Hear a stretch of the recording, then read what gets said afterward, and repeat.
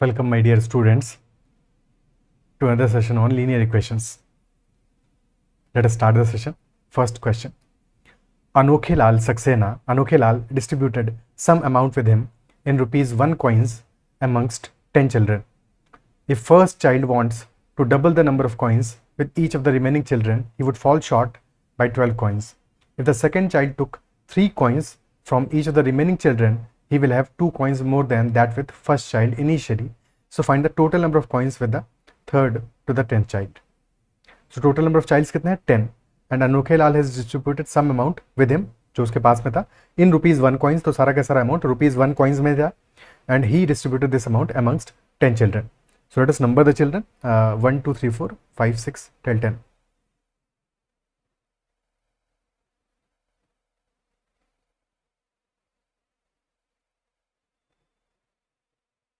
Then question कह रहा है हमारा that if the first child wants to double the number of coins with each of the remaining children, he would fall short by 12 coins. Let us say, एक समझने के लिए ऐसे समझते हैं, let us say first child के पास कितने coins है नहीं पता हमें, but from second child to 10th child total number of coins है 50. Total coins are 50.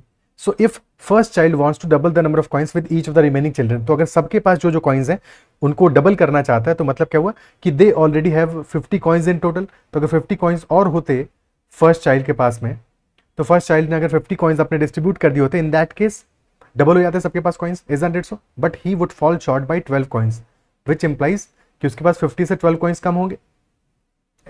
Isn't it so? Isn't it so? ये तो बात होगी 50 कॉइन्स की, बट हमें तो नहीं पता है कितने कॉइन्स है. तो मान लिया कि x कॉइन्स है. So if x coins are there from child number 2 to child number 10, ठीक है, सेकंड चाइल्ड से लेकर 10th चाइल्ड तक total number of coins are x, then coins with first child is x minus 12. क्या ये बात समझ में आता है? ठीक है, तो फर्स्ट चाइल्ड के पास कॉइन्स हो जाएगा x minus 12 if total number of coins from second child to 10th child is x. यानी टोटल कॉइन्स कितना हो जाएगा 2x minus 12.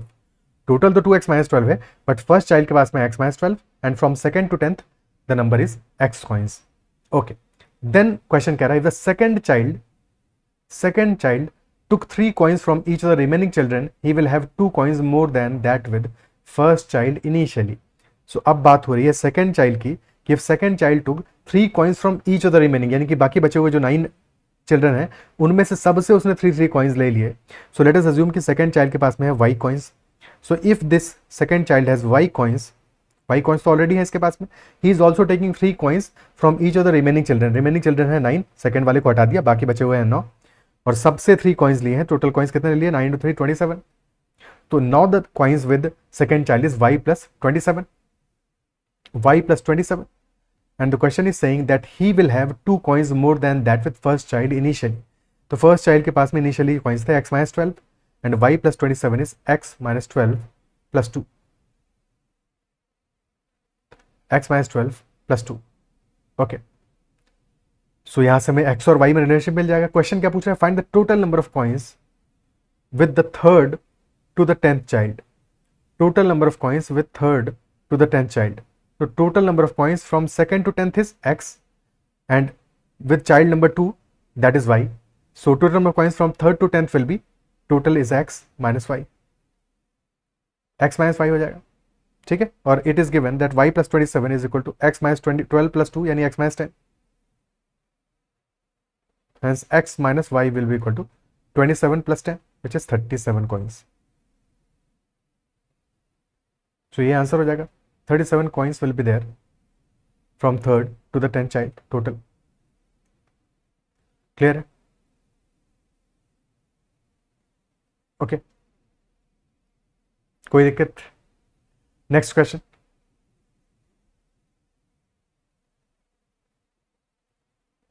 Rahul purchased some pencils and some erasers for his students. Price of a pencil is rupees 13 and price of an eraser is rupees 11. If the total number of pencils and erasers purchased by him is between 150 and 200 and cost incurred in purchasing pencils is 43 rupees more than cost incurred in purchasing erasers, then find number of possible values of pencils that he purchased. Very good question. Simple सा सवाल है, but solve करो एक बार अपने and पे, take your time. तो राहुल ने कुछ पेंसिल्स परचेज किए, कुछ इरेजर्स परचेज किए। Price of a pencil is ₹13 and price of an eraser is ₹11।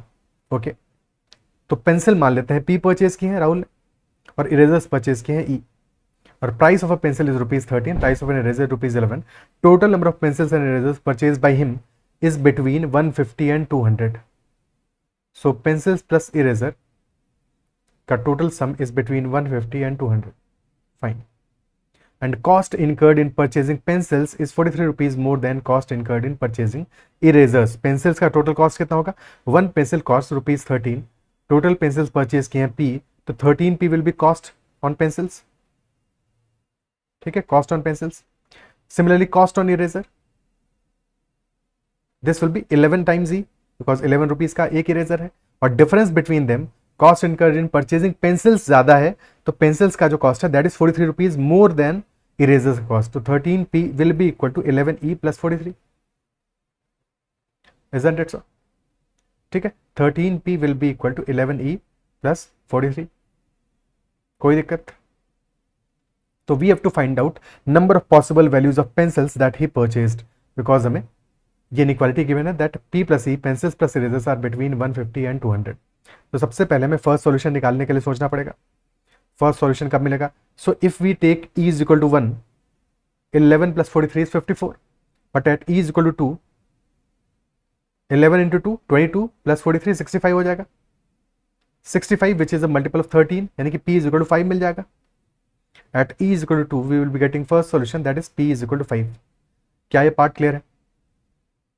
Is this clear? ठीक है, अगर हम क्वेश्चंस कर रहे होते कि ax plus b y is equal to c, और मान लो हमें यहाँ पे सॉल्यूशन मिलता है x is equal to p पे y is equal to q आ रहा है, सो क्योंकि यहाँ पे ax plus b y is equal to c है, यानी कि बजट फिक्स्ड है हमारा, बजट टोटल फिक्स्ड है हमारा। ठीक है, सो अगर टोटल फिक्स्ड है तो if we are increasing value of x तो फिर y का वैल्यू डिक्रीज करेगा।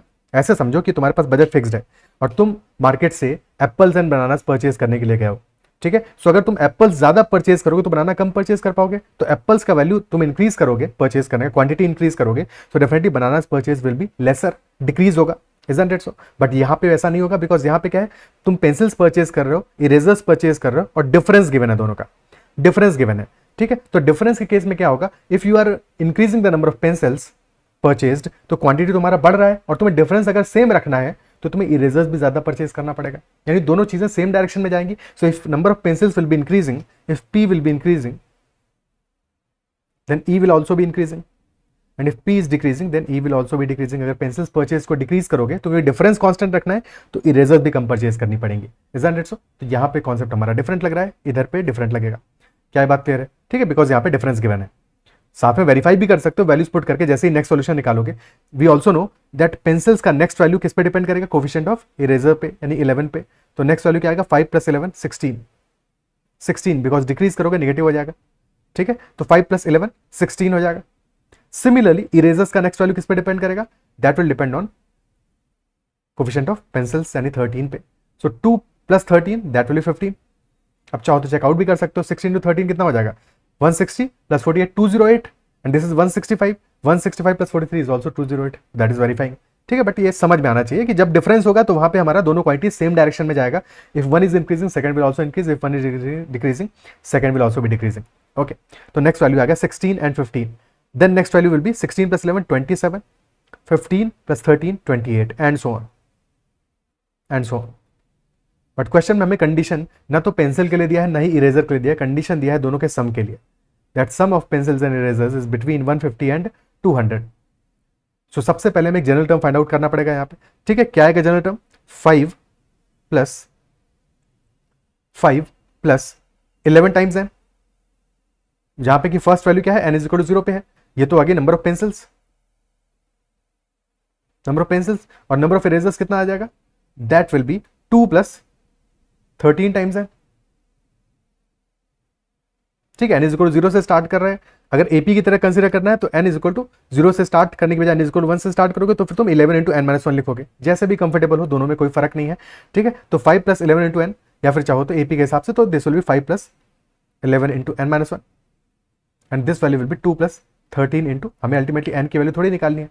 ठीक है, तो ये दोनों ही तरीकों में से कोई फर्क नहीं पड़ता है, किसी भी एक तरह से सॉल्व कर लोगे। ओके, ठीक है, चलो एपी के हिसाब से सॉल्व कर लेते हैं, इस क्वेश्चन को एपी के हिसाब से सॉल्व कर लेते हैं, दोनों में बात एक ही है, कोई फर्क नहीं पड़ेगा, हमें नंबर ऑफ सॉल्यूशंस निकालने हैं, वो तो एक ही रहेगा मामला।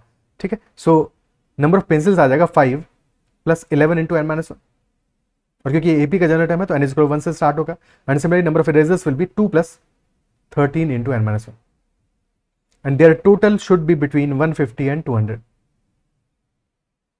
150 and 200, ये वैल्यू क्या आ जाएगा, 5 + 11n + 2 + 13n -11 -13, सो 11n + 13n आ जाएगा 24n, और this is 5 - 11, so +5 - 11 + 2 - 13, so 5 + 2 is 7 -24, 7 - 24 यानी -17, 24n - 17 इज द वैल्यू। ठीक है, n = 1 पे कितना आ रहा है, 24 - 17 7, तो पहला सॉल्यूशन तो 7 ही आ रहा है, सेकंड वाला आएगा 31। ठीक है, डेफिनेटली मैच कर रहा है। ओके, तो अब इनइक्वालिटी लगा देते हैं, तो 150 से लेकर 200 के बीच में है 24n - 17।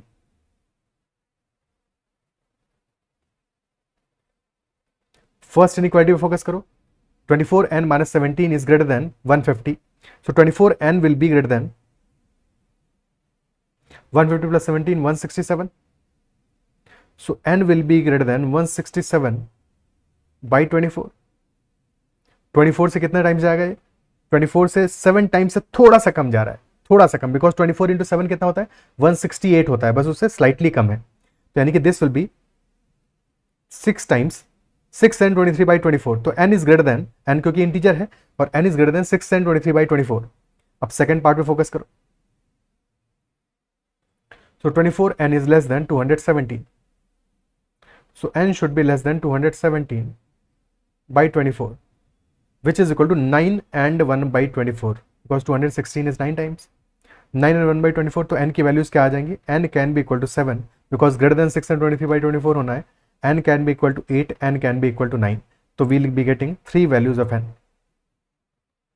3 values of n हमें मिलेंगी, number of possible values of pencils will be equal to 3, this answer will be equal to 3।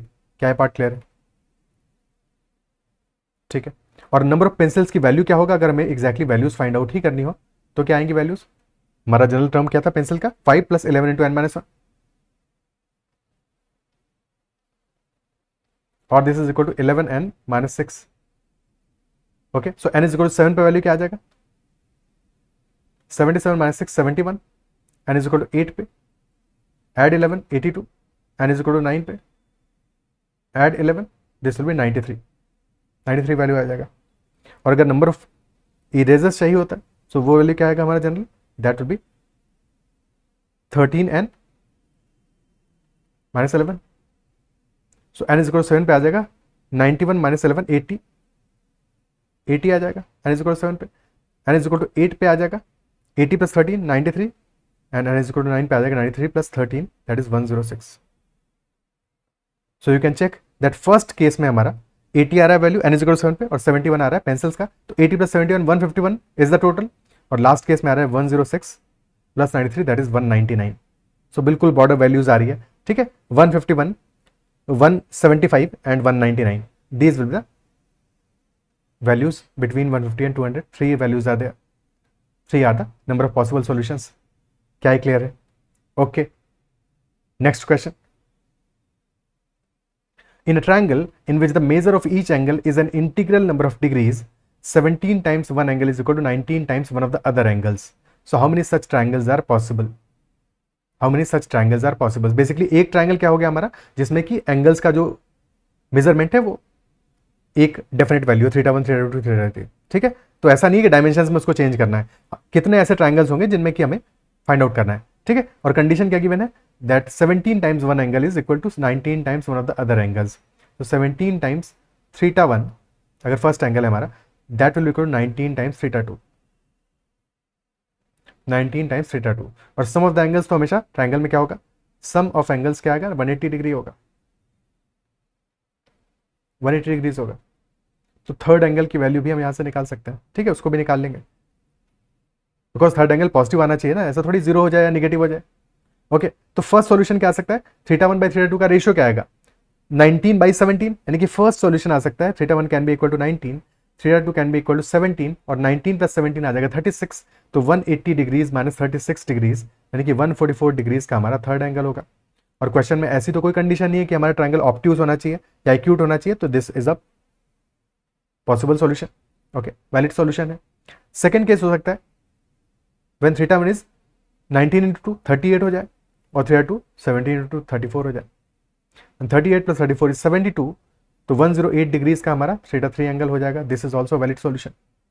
Third case when this is 90 into 3 57, 70 into 3 51 degrees, 108 degrees हो गया, तो 72 degrees will be the measurement of third angle, again a valid solution.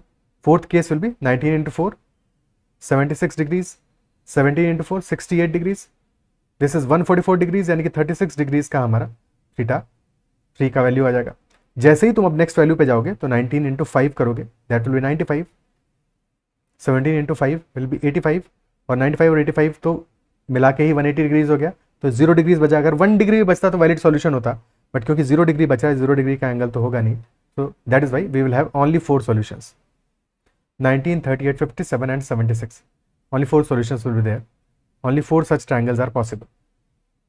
Clear है? ठीक है। Next question. There are coins of denominations rupees 1, rupees 2 and rupees 5. Their total number is 300 and total amount is rupees 960. When the number of rupees 1 and rupees 2 coins are interchanged, the total value is decreased by rupees 40. Total number of rupees 5 coins कितने होंगे? Total number of rupees 5 coins कितने होंगे इस question में? Okay.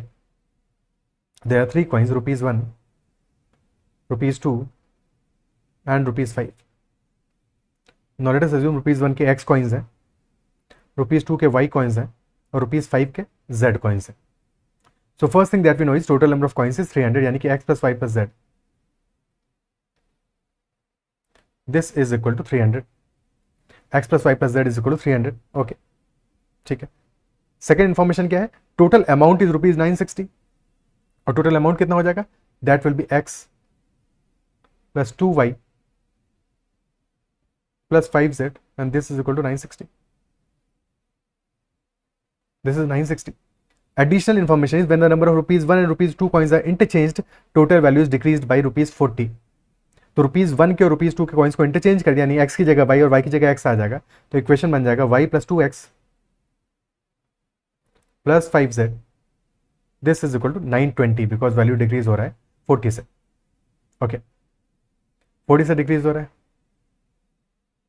Clear है? Okay, so if you subtract, ये first equation है हमारी, this is second equation and this is third equation. If you subtract third equation from the second equation, तो second minus third क्या बन जाएगा? 3 variable 3 unknown. Second minus third equation बन जाएगा हमारा 5z से 5z कैंसिल आउट हो जाएगा, x minus 2x minus x आ जाएगा, 2y minus 5 y minus x is equal to 40. तो यहां से y will be equal to 40 plus x. This is the value. Okay, ठीक है. अब सिमिलरली हम फर्स्ट और सेकंड में भी यही काम करते हैं, z को रिमूव कर देते हैं तो x और y में 2 वैल्यूज मिल जाएगा, उससे x और y का हमें वैल्यू फाइंड आउट हो जाएगा. So if we multiply first equation by 5, first into 5 and then second equation subtract कर दें, तो 5x minus x will be, पहले को 5 से मल्टीप्लाई किया हमने, तो 5x minus x will be 4x, 5y minus 2y will be 3y और 5z minus 5z is equal to 0, मतलब कि z वाला पार्ट कैंसिल आउट हो गया. तो this is equal to 1500 minus 960 यानी कि 540. तो 4x plus 3y is equal to 540 और y is equal to 40 plus x. Put कर दो इस इक्वेशन में. So 4x plus 3 into 40 plus x is 540. तो 7x is equal to 540 minus 120 420. 7x is 420 यानी कि यहां से x आ जाएगा हमारा 60. x इज इक्वल टू 60 और y है 40 प्लस x, तो y will be equal to 40 plus 60, that is equal to 100 और x plus y plus z is 300. तो z आ जाएगा हमारा, x प्लस y कितना है 160, तो z will be 140. x is 60, y is 100 and z is 140. Question ने पूछा है टोटल नंबर रुपीज 5 कॉइन्स यानी z की वैल्यू पूछा है, ऑप्शन सी आंसर होगा, that is 140 coins will be there of rupees 5. Is that clear? Okay, ठीक है. ये इस क्वेश्चन को सॉल्व करने का एक प्रॉपर तरीका हो गया. बट इस क्वेश्चन को हम और भी फास्ट सॉल्व कर सकते हैं, इतना ज़्यादा अननोन, इतना ज़्यादा इक्वेशन, इतना सारा टिपिकलिटी करने का जरूरत नहीं था। समझते हैं कैसे इसको फास्ट सॉल्व करते हैं। देखो ध्यान से मेरी बात को सुनना। देखो पहला स्टेटमेंट हमारा कह रहा है, पहला स्टेटमेंट यानी कि this statement that there total number is 300 and total amount is rupees 960. Okay, then statement is saying when the number of rupees 1 coin and rupees 2 coins are interchanged, total value is decreased by rupees 40.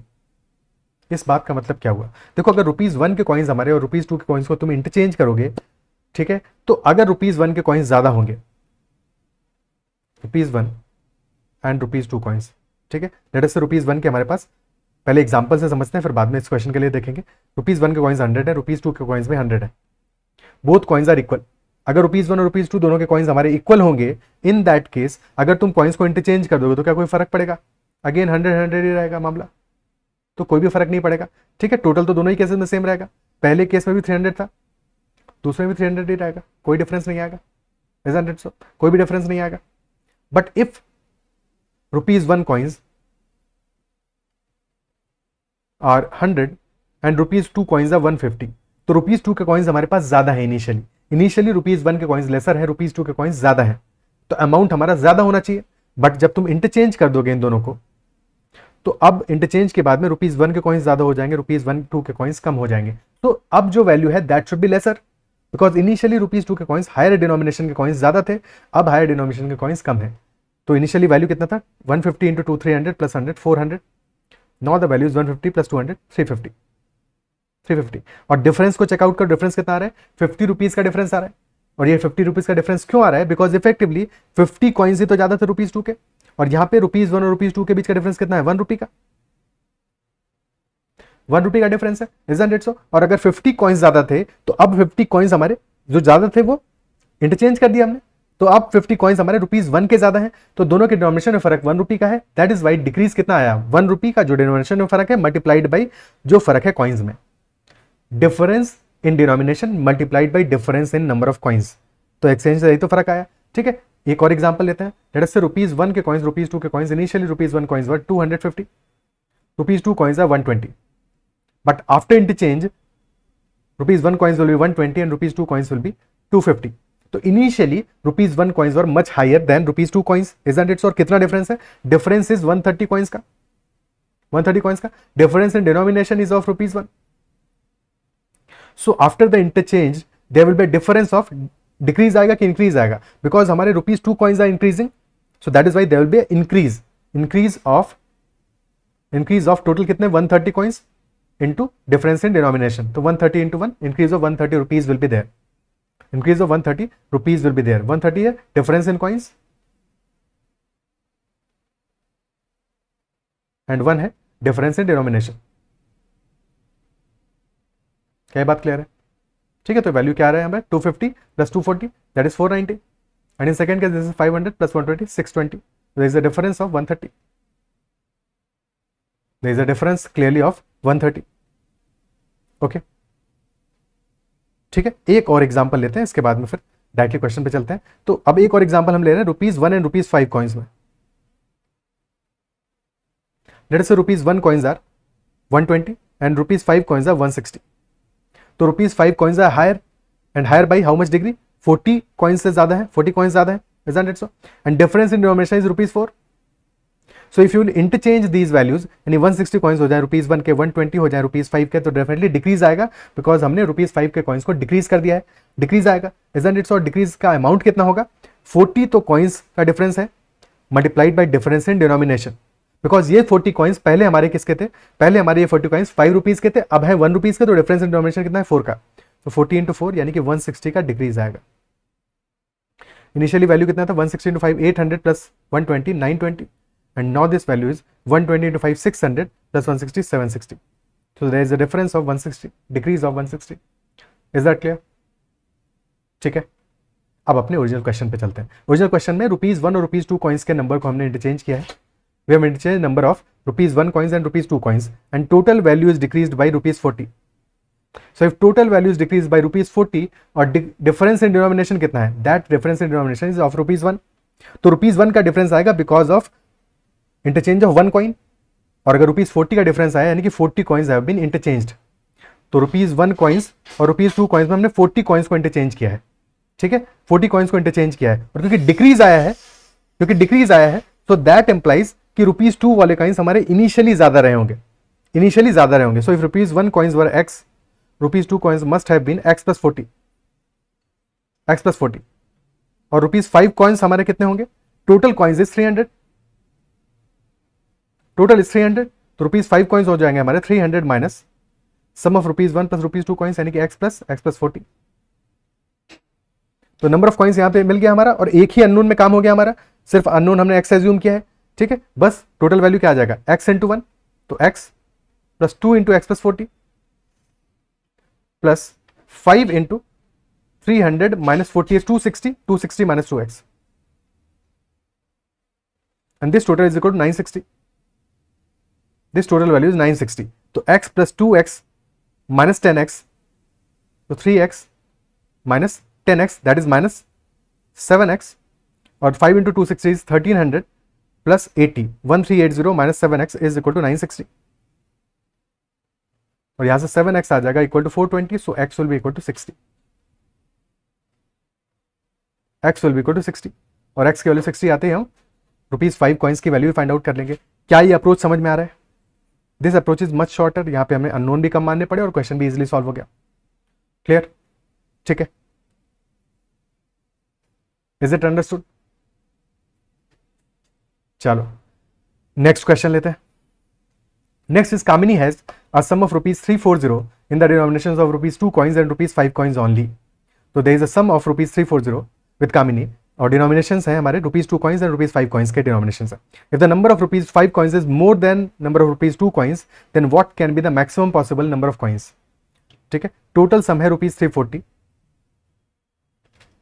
And ₹2 coins है और ₹5 coins है। Let us assume ₹2 coins है हमारे x और ₹5 coins है हमारे y, and this is known that number of ₹5 coins is more than ₹2, यानी कि x is less than y और y is greater than x, because y हमारा ₹5 coins है, तो x is less than y और y is greater than x। Total sum is ₹340, ₹340, तो 2x plus 5y is equal to 340, 2x plus 5y is equal to ₹340. Question is asking what can be maximum possible number of coins. Maximum possible number of coins. So if we have to maximize the number of coins, denomination हमारा total हमारा value fixed है, total value fixed है, यानी कि we have to maximize ₹2 coins. Maximize करना पड़ेगा ₹2 coins को. Easy question, ठीक है, बस हमें x को maximize करना है. And since total हमारा 340 आ रहा है, which is the multiple of 5. Which is the multiple of 5 as well as 10. 10 का मल्टीपल है, 5 और 2 का एलसीएम का मल्टीपल है, isn't it so? तो we can think कि हम y को 0 कर सकते हैं, isn't it so? y को 0 कर सकते हैं, बट y को 0 कर दोगे तो x लेस देन y नहीं होगा, फिर x लेस देन y नहीं होगा फिर उस केस में, ठीक है। बट एक पहला सॉल्यूशन तो हमें मिल जाएगा कि इफ y is equal to 0, x will be equal to 170, x will be equal to 170, isn't it so? ठीक है, ये एक सॉल्यूशन तो हमें मिल गया, ठीक है। Now we have to take next solution, क्या होगा, 170 माइनस 5, 165 एंड 2, ठीक है, 165 एंड 2। सो जनरल सॉल्यूशन क्या आ जाएगा, 170 minus 5n, obviously n can take value 0, क्योंकि पहला सॉल्यूशन तो n इज इक्वल टू 0 पे ही है। 170 माइनस 5n हमारा वैल्यू आया है किसके लिए, x के लिए, और y के लिए वैल्यू आ जाएगा 0 plus 2n, and we know that x is less than y। ये कंडीशन अप्लाई कर देंगे, तो 170 is less than 7n, 7n is greater than 170, तो n is greater than 170 by 7, n is greater than 170 by 7, तो 7 से जाएगा, 7 1 7, 7 2 14, 30 बचा, 24 and 2 by 7। This is value of n, हमारा इससे बड़ा होना चाहिए, तो मिनिमम वैल्यू भी n की लोगे तो क्या लोगे, मिनिमम वैल्यू भी n की लोगे तो क्या लोगे, n मिनिमम भी हमारा आएगा तब भी 25 आएगा, बिकॉज n को हमें मिनिमम ही रखना है यहाँ पे, ठीक है, n को मिनिमम ही रखना है हमें, बिकॉज जितना n को बढ़ाते जाओगे उतना ही x का वैल्यू हमारा डिक्रीज होता जाएगा। और हमारा पर्पस क्या होना चाहिए, अगर हमें maximum possible number of coins चाहिए तो हमारा जो x है that should be as maximum as possible, ठीक है। So n should be as minimum as possible, because n जितना छोटा होगा उतना कम वैल्यू सब्ट्रैक्ट होगा 170 में से। सो n की मिनिमम वैल्यू भी आ रही है हमारी 25। So in case of n is equal to 25, x will be equal to 170 minus 5 into 25. तो 170 minus 125 that is equal to 45 और y will be equal to 2n, so y will be equal to 50. Total number of coins आ जाएंगे हमारे 95. Total number of coins will be 95. क्या ये part clear है? ठीक है, इज दिस क्लियर? ओके, क्या बात समझ में आती है? 95 will be total number of coins.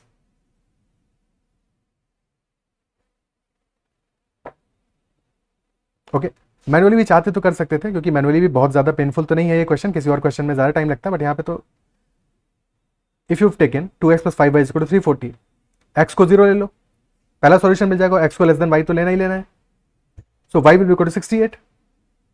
Next solution कब मिलेगा? व्हेन y को हम इंक्रीज करें, डिक्रीज करें 2 से और x को इंक्रीज करें 5 से, नेक्स्ट सॉल्यूशन हो जाएगा 5 and 66. ठीक है, x को लेस देन y रखना है और बढ़ा दो, कितना बढ़ा दो इसको? 10 से इंक्रीज कर देते हैं इसको. ठीक है, 2 × 5, ठीक है, 10 से इंक्रीज कर देते हैं, तो ये वैल्यू आ जाएगा हमारा 66 माइनस 10 से डिक्रीज करेंगे इनफैक्ट 56 आ जाएगा. और अगर 2 × 5 से इसको डिक्रीज किया है तो 5 × 5 यानी 25 से इसको इंक्रीज करेंगे, this will be equal to 30 आ जाएगा.